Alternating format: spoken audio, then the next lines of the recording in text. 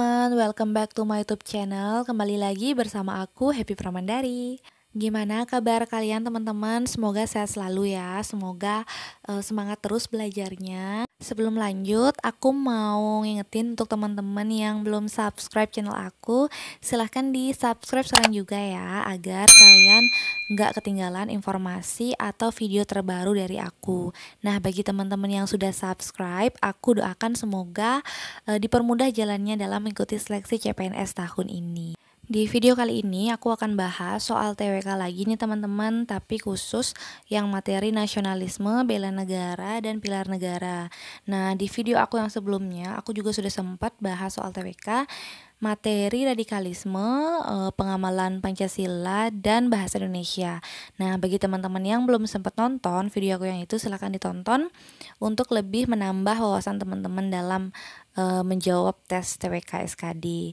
Nanti aku taruh linknya di description box, silahkan diklik dan ditonton, oke?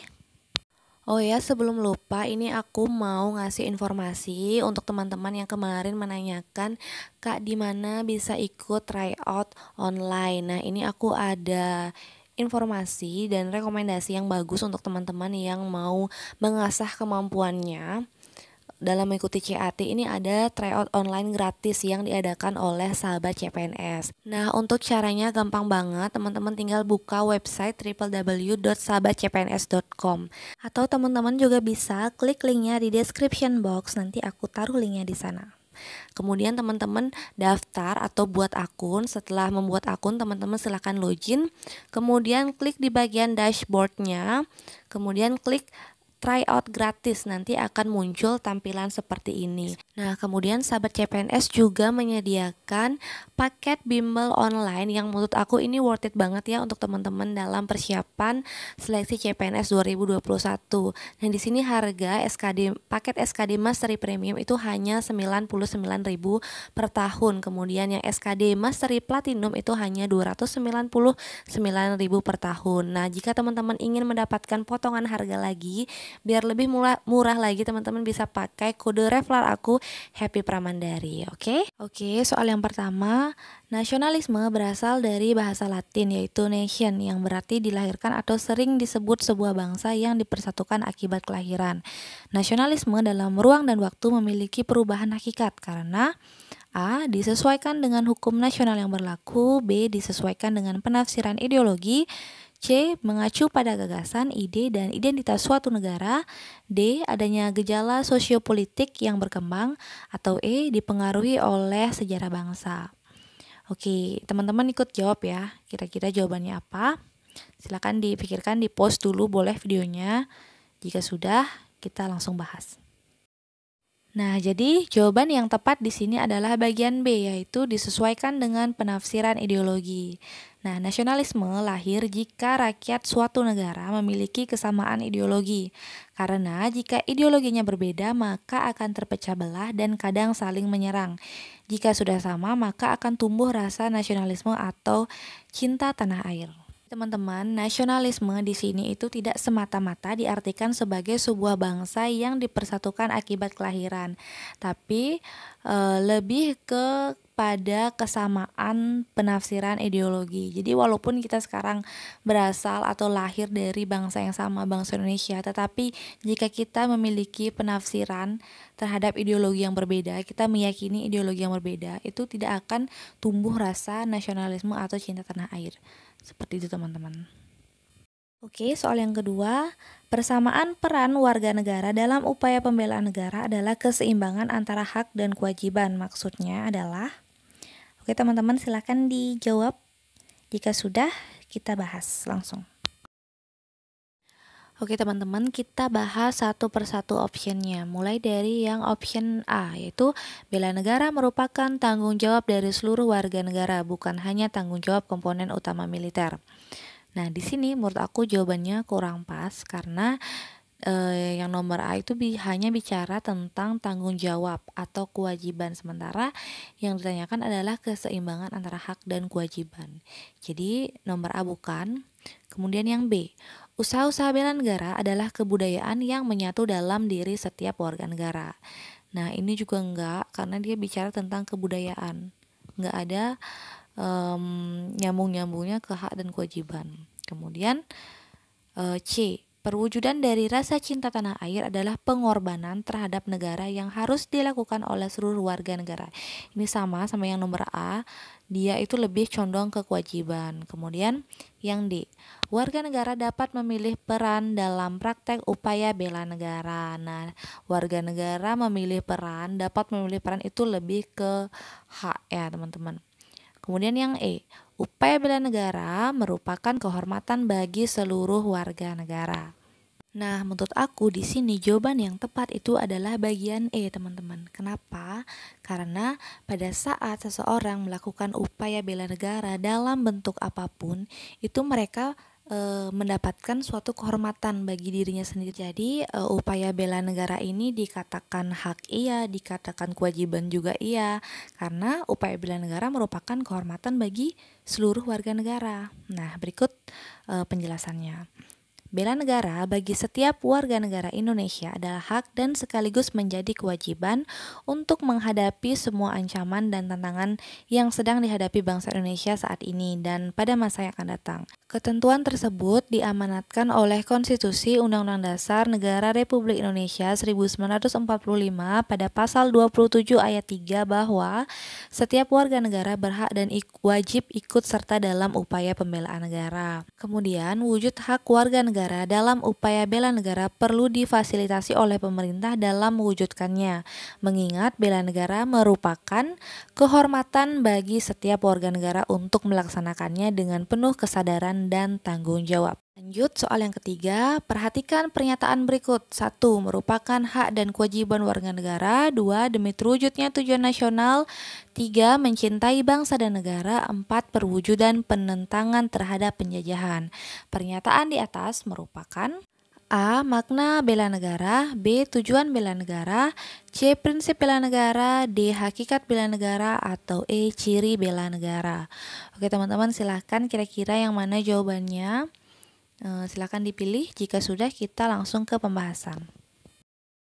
Oke teman-teman, jadi di sini jawaban yang tepat adalah bagian C, yaitu prinsip bela negara, di mana secara umum prinsip bela negara yaitu yang pertama, bangsa Indonesia berhak dan wajib membela serta mempertahankan kemerdekaan dan kedaulatan negara, keutuhan wilayah dan keselamatan segenap bangsa dari segala ancaman. Kemudian yang kedua, pembelaan negara yang diwujudkan dengan keikutsertaan dalam upaya pertahanan negara merupakan tanggung jawab dan kehormatan setiap warga negara. Jadi, keempat prinsip bela negara yang ada pada soal ini merupakan penjabaran dari prinsip bela negara secara umum ini. Coba kita mention satu-satu. Nah, merupakan hak dan kewajiban warga negara ada di bagian A, yaitu bangsa Indonesia berhak dan wajib membela serta mempertahankan kemerdekaan dan sebagainya. Kemudian yang kedua, demi terwujudnya tujuan nasional, itu ada di poin mempertahankan kemerdekaan dan kedaulatan negara, kemudian keutuhan wilayah, keselamatan segenap bangsa itu kan merupakan tujuan nasional.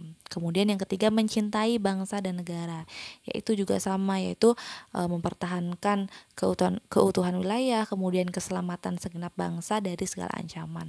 Kemudian yang keempat, perwujudan penentangan terhadap penjajahan, itu dia relate ke bagian B, yaitu pembelaan negara yang diwujudkan dengan keikutsertaan dalam upaya pertahanan negara merupakan tanggung jawab dan kehormatan setiap warga negara. Jadi di sini jawabannya bagian C. Oke, lanjut soal berikutnya. Para nelayan dan petani dengan menyediakan pangan nasional, para medis menjaga kesehatan masyarakat, tim SAR dan PMI melakukan kegiatan dalam menanggulangi bencana alam dan kemanusiaan. Yang mereka lakukan merupakan upaya pembelaan negara melalui A. Pendidikan kewarganegaraan. B. Pelatihan dasar kemiliteran secara wajib. C. Pengabdian sebagai TNI secara sukarela atau wajib. D. Pengabdian sesuai profesi. Oke, aku kira di sini teman-teman udah pada tahu jawabannya apa? Ya, benar, jawabannya bagian D, yaitu pengabdian sesuai profesi. Jadi teman-teman, di sini nelayan, petani yang menyediakan pangan nasional untuk kita semua itu juga merupakan salah satu tindakan atau upaya bela negara, teman-teman. Jadi bela negara itu nggak semata-mata harus yang bantu ikut perang di medan perang, itu enggak. Jadi melakukan tindakan atau hal-hal sesuai dengan profesi kita itu juga termasuk upaya bela negara, asalkan jangan melakukan atau memiliki profesi yang aneh-aneh yang melanggar hukum kayak gitu. Oke? Oke, lanjut soal berikutnya. Tahun 1999 Indonesia pernah kehilangan bagian dari wilayah NKRI. Itulah contoh nyata disintegrasi bangsa. Agar terhindar dari disintegrasi bangsa, kita harus berusaha: A. Memperkuat kepribadian bangsa. B. Meningkatkan rasa cinta terhadap tanah air. C. Membiarkan seluruh budaya asing masuk ke Indonesia. D. Melarang seluruh budaya asing masuk ke Indonesia. Atau E. Meningkatkan pengetahuan tentang teknologi. Oke teman-teman, silahkan kira-kira jawabannya apa? Silahkan dipilih. Jika sudah, kita langsung ke pembahasan. Nah, disintegrasi bangsa merupakan perpecahan hidup dalam masyarakat yang disebabkan karena adanya pengaruh dari negara lain. Disintegrasi bangsa tersebut bisa atau dapat disebabkan pula pengaruh negaranya sendiri, seperti kekurangterimaan terhadap suatu perbedaan sehingga tidak munculnya sikap toleransi. Oke, kira-kira tindakan apa yang dapat kita lakukan dalam menghadapi perpecahan akibat suatu perbedaan dan tidak adanya sikap toleransi di masyarakat? Apakah bagian A, yaitu memperkuat kepribadian bangsa? Nah, gimana tuh caranya memperkuat kepribadian bangsa? Menurut aku di sini jawabannya kurang tepat. Kemudian yang B, meningkatkan rasa cinta terhadap tanah air. Nah, ini masuk akal. Kemudian yang C, membiarkan seluruh budaya asing masuk ke Indonesia. Ini juga enggak, jadi enggak semua budaya itu bisa masuk ke Indonesia, harus disaring juga ya kan. Kemudian yang D, melarang seluruh budaya asing masuk ke Indonesia. Nah ini juga enggak benar. Kalau kita larang, nanti Indonesia enggak berkembang dong, enggak maju kayak negara-negara lain. Kemudian yang E, meningkatkan pengetahuan tentang teknologi. Nah, yang ini nggak ada hubungannya. Jadi di sini jawaban yang paling tepat adalah bagian B, teman-teman, yaitu meningkatkan rasa cinta terhadap tanah air atau nasionalisme. Oke, lanjut soal berikutnya. Rendra diberi kesempatan untuk mengenyam pendidikan di luar negeri melalui beasiswa dari Kementerian Keuangan. Setelah menyelesaikan pendidikan magister, ia kemudian melanjutkan pendidikan doktoral hingga meraih gelar PhD. Saat di luar negeri, ia pun sebenarnya mendapat tawaran untuk menjadi tenaga pengajar di salah satu universitas, namun ia tolak. Renda memilih kembali ke Indonesia sebab ia memenuhi janji yang diisyaratkan dalam beasiswa untuk mengabdi ke Indonesia pasca menyelesaikan studi. Narasi tentang sosok Rendra telah memberikan contoh pada kita tentang pentingnya sikap A. Integritas, B. Nasionalis, C. Patriotis, D. Herois, atau E. Chauvis. Oke teman-teman, kira-kira jawaban teman-teman apa? Kalau menurut aku di sini jawaban yang paling tepat itu adalah bagian A, integritas. Kenapa? Karena di sini poin pentingnya itu adalah Rendra memilih kembali ke Indonesia sebab ia memenuhi janji yang diisyaratkan dalam beasiswa untuk mengabdi ke Indonesia pasca menyelesaikan studi. Jadi walaupun Rendra ini telah mendapat tawaran untuk menjadi tenaga pengajar di salah satu universitas di luar negeri, namun ia menolak tawaran tersebut dan memilih untuk kembali ke Indonesia, menepati janjinya untuk mengabdi pada Indonesia. Nah, sosok Rendra di sini mencerminkan sikap integritas. Jadi jawabannya bagian A. Oke, soal berikutnya. Tia merupakan seorang remaja yang aktif dalam kegiatan pembinaan seni dan budaya di kampungnya. Tia juga sering mengajari teman-temannya beberapa lagu dan tarian daerah lain.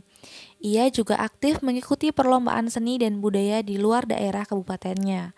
Berdasarkan cerita tersebut, Tia telah mengamalkan salah satu nilai yang terkandung dalam Sumpah Pemuda, yaitu Oke teman-teman, jadi menurut sumber yang aku dapat, nilai-nilai yang terkandung dalam Sumpah Pemuda itu ada 7, yaitu yang pertama ada cinta bangsa dan tanah air, kemudian nilai persatuan, sikap rela berkorban, mengutamakan kepentingan bersama, dapat menerima dan menghargai perbedaan, semangat persaudaraan, meningkatkan semangat gotong royong atau kerjasama. Jadi di sini jawaban yang paling tepat adalah bagian E teman-teman, yaitu cinta tanah air.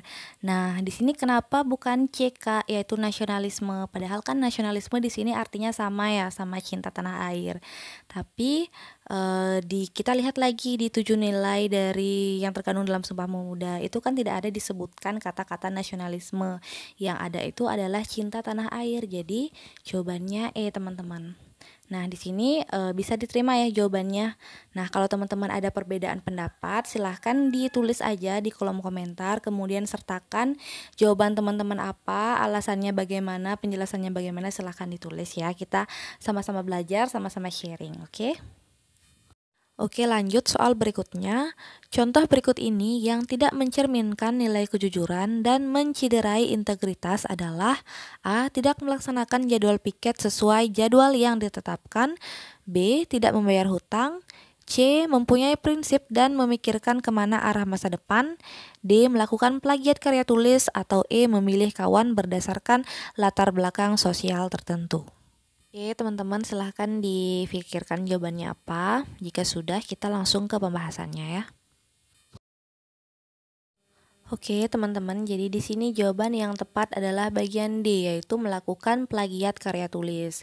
Nah, ketidakjujuran mengakui karya orang lain, dalam hal ini plagiat, itu merupakan pelanggaran terhadap integritas akademik yang dapat dikenakan sanksi hukuman sesuai dengan Undang-Undang Nomor 20 Tahun 2003 tentang Sistem Pendidikan Nasional, yaitu mulai dari pencabutan gelar akademik hingga hukuman pidana.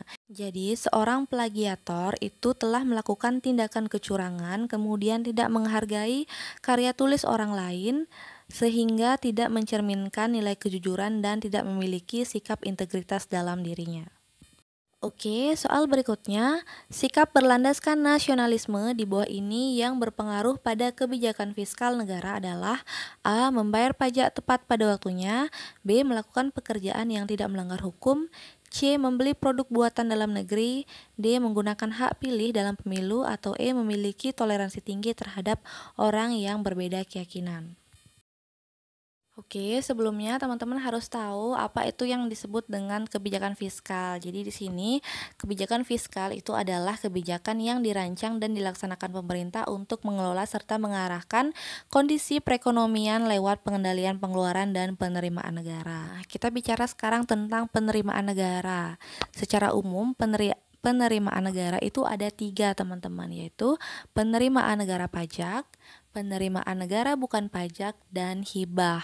Nah, dari ketiga sumber penerimaan negara tersebut yang memiliki kontribusi paling tinggi itu adalah penerimaan negara pajak. Jadi di sini pajak memiliki peran yang sangat penting dalam kebijakan fiskal. Berikut penjelasannya. Jadi di sini pajak merupakan bagian yang tak terpisahkan pada kebijakan fiskal. Pasalnya, pajak merupakan kontributor terbesar dalam anggaran pendapatan dan belanja negara atau APBN. Selain itu, pajak merupakan instrumen fiskal yang sangat efektif dalam mengarahkan perekonomian. Jadi di sini sikap berlandaskan nasionalisme yang berpengaruh pada kebijakan fiskal negara adalah bagian A, teman-teman, yaitu membayar pajak tepat pada waktunya. Oke, soal berikutnya, keterampilan kewarganegaraan diperlukan dalam memahami karakter identitas negara Indonesia. Apalagi persamaan rasa senasib yang pernah dialami mampu membangkitkan nasionalisme untuk menjaga NKRI. Indikator yang menandai kecakapan kewarganegaraan dalam perwujudan nasionalisme adalah A. Mampu membedakan suku dan budaya bangsa, B. Berpegang teguh pada ideologi Pancasila, C. Keterkaitan terhadap adat istiadat daerah asal tidak boleh terlepas, D. Mementingkan golongan dibanding kepentingan umum, E. Melakukan voting pada setiap penyelesaian permasalahan. Oke teman-teman, menurut kalian jawabannya apa? Silahkan dianalisis. Aku kasih kata kuncinya, yaitu di sini adalah memahami karakter identitas negara Indonesia. Jadi silahkan difikirkan, jika sudah kita langsung ke pembahasan. Jadi teman-teman, di sini salah satu identitas dari negara Indonesia itu adalah Pancasila. Nah, di sini Pancasila itu dijadikan sebagai pedoman atau pandangan hidup oleh seluruh rakyat Indonesia. Jadi di sini indikator yang harus dicapai sebagai warga negara untuk mewujudkan nasionalisme adalah dengan berpegang teguh pada ideologi Pancasila, yaitu jawabannya bagian B, teman-teman. Oke, lanjut soal berikutnya. Di bawah ini termasuk dalam ciri-ciri dari nasionalisme adalah A. Rela berkorban demi kepentingan bangsa. B. Pantang menyerah. C. Berani dan bertanggung jawab. D. Bangga terhadap bangsa dan tanah air. Atau E. Kebersamaan dalam perbedaan. Oke, aku yakin teman-teman di sini sudah pada tahu jawabannya yang benar apa. Jadi di sini jawabannya adalah bagian D, yaitu bangga terhadap bangsa dan tanah air. Itu merupakan ciri-ciri dari sikap nasionalisme. Soal berikutnya, paham tentang integralistik memiliki karakter menonjol sebagai salah satu bentuk semangat nasionalisme dalam membangun negara karena mengutamakan A. Mengurus kepentingan rakyat semata. B. Mengatur keseimbangan antara hak dan kewajiban warga negara. C. Mewujudkan kesejahteraan bagi seluruh rakyat. D. Adanya jaminan pemerintahan yang stabil. Atau E. Persatuan antara pemerintahan dan rakyat. Oke teman-teman, langsung saja kita bahas. Jadi di sini paham integralistik yang terkandung dalam Pancasila meletakkan asas kebersamaan hidup, mendambakan keselarasan dalam hubungan antar individu maupun masyarakat. Dalam pengertian ini, paham negara integralistik tidak memihak kepada yang kuat, tidak mengenal dominasi mayoritas, dan juga tidak mengenal tirani minoritas. Jadi paham ini itu mengutamakan keselarasan, tidak memihak yang kuat dan tidak juga menindas yang lemah. Jadi di sini yang diutamakan adalah persatuan antara pemerintahan dan rakyat. Nah, menurut aku jawaban yang tepat di sini adalah bagian E, teman-teman. Karena coba kita perhatikan option yang lain. Mulai dari option yang A, yaitu mengurus kepentingan rakyat semata. Udah jelas enggak ya jawabannya, teman-teman? Karena di sini kan yang diutamakan itu adalah keselarasan antara pemerintahan dan rakyat, ya kan. Kemudian yang B, mengatur keseimbangan antara hak dan kewajiban warga negara. Ini juga yang diatur cuma yang dibicarakan hanya warga negara. Kemudian yang C, mewujudkan kesejahteraan bagi seluruh rakyat, sama. Bicara tentang rakyat aja. Kemudian yang D, adanya jaminan pemerintahan. Ini juga bicara tentang pemerintah aja. Jadi yang paling seimbang, selaras itu adalah bagian E, persatuan antara pemerintahan dan rakyat. Gitu teman-teman, kira-kira bisa diterima nggak jawaban aku? Nah, kalau teman-teman ada perbedaan pendapat silakan banget ditulis di kolom komentar, sertakan juga alasan teman-teman gimana kayak gitu. Oke, kita saling sharing ya. Soal berikutnya, dalam pemilihan ketua RT ada seorang warga yang tidak suka dengan ketua RT yang sudah terpilih. Dia terus berusaha agar ketua RT itu batal menjadi RT. Dalam pendapatnya, dia menjelek-jelekan calon ketua RT tersebut. Maaf, saya tidak suka dengan ketua RT itu. Menurut saya, pribadi dia terlalu lembek, tidak tegas, dan kurang bisa bergaul. Sikap warga tersebut tidak menunjukkan sikap demokratis bermasyarakat karena A. Bersikap sesuka hati. B. Menganggap dirinya paling benar. C. Suka meremehkan orang lain. D. Bersikap terlalu lembek dan tidak tegas. Atau E. Tidak mau menerima keputusan bersama. Oke teman-teman, jadi di sini kita berbicara tentang sikap demokratis di mana segala keputusan bersama yang telah diambil melalui demokrasi itu harus diterima oleh semua anggota karena sudah melalui musyawarah dan mencapai mufakat. Jadi di sini sikap yang tidak menunjukkan sikap demokratis adalah bagian E, yaitu tidak mau menerima keputusan bersama. Oke lanjut, soal berikutnya. Indonesia resmi menjadi anggota PBB ke-60 pada tanggal 28 September 1950 dengan suara bulat dari para negara anggota. Hal tersebut terjadi kurang dari setahun setelah pengakuan kedaulatan oleh Belanda melalui A. Perjanjian Roem-Royen, B. Konferensi Meja Bundar, C. Perjanjian Renville, D. Perjanjian Linggarjati, atau E. Konferensi Potsdam. Oke, langsung kita bahas. Jadi di sini Indonesia resmi menjadi anggota PBB ke-60 pada tanggal 28 September 1950. Hanya kurang dari setahun sejak pengakuan kedaulatan melalui Konferensi Meja Bundar, posisi Indonesia di dunia internasional terus menguat. Jadi di sini jawabannya adalah bagian B, yaitu Konferensi Meja Bundar. Oke, soal berikutnya, MPR wajib menyelenggarakan sidang untuk memutus usul DPR atas pemberhentian presiden dan atau wakil presiden paling lama berapa harikah setelah MPR menerima usul tersebut? A. 15 hari, B. 20 hari, C. 30 hari, D. 50 hari, atau E. 25 hari. Jadi teman-teman, hal ini diatur dalam Undang-Undang Nomor 17 Tahun 2014, yaitu MPR wajib menyelenggarakan sidang paripurna MPR untuk memutuskan usul DPR mengenai pemberhentian presiden dan atau wakil presiden pada masa jabatannya paling lambat 30 hari sejak MPR menerima usulan. Jadi jawabannya adalah bagian C. Nah, berikut aku juga lampirkan aturan-aturan terkait ini. Jadi teman-teman bisa baca dan pelajari secara mandiri ya. Silakan di screenshot kemudian dipelajari. Nah, di sini kenapa aku tambahkan informasi seperti ini teman-teman, karena setiap tahun soal-soal seperti ini itu berpotensi keluar. Jadi teman-teman silakan dihafal, diingat, siapa tahu nanti keluar agar teman-teman bisa benar dalam menjawabnya. Oke teman-teman, last but not least, ini soal yang terakhir, yaitu setiap negara mempunyai kewenangan untuk menentukan seseorang mendapatkan kewarganegaraannya.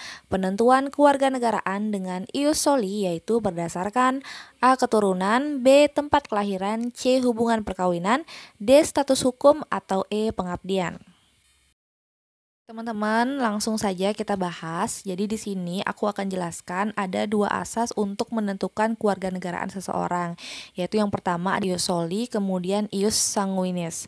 Nah, yang dimaksud dengan ius soli di sini adalah hak untuk mendapatkan kewarganegaraan berdasarkan tempat lahir di suatu wilayah atau negara.